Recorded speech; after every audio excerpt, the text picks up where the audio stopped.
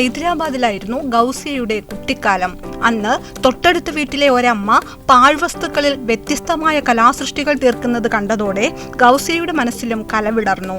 പിന്നെ പഠിക്കുന്ന കാലത്ത് കിട്ടുന്ന പാഴ്വസ്തുക്കളെല്ലാം ശേഖരിച്ച് സ്വന്തമായി സൃഷ്ടികൾ നടത്താൻ തുടങ്ങി.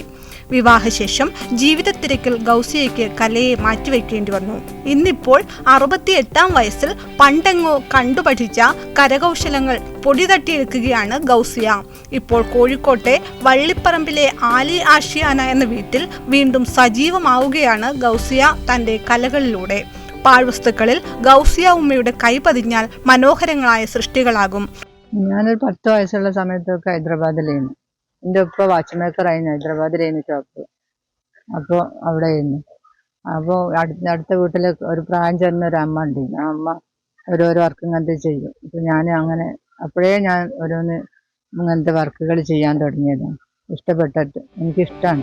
ഉപയോഗം കഴിഞ്ഞ് വലിച്ചെറിയുന്ന സ്ട്രോ, പഴയ തുണികൾ എന്നിവയിലെല്ലാം പൂക്കളും കായ്കളും വിടരും.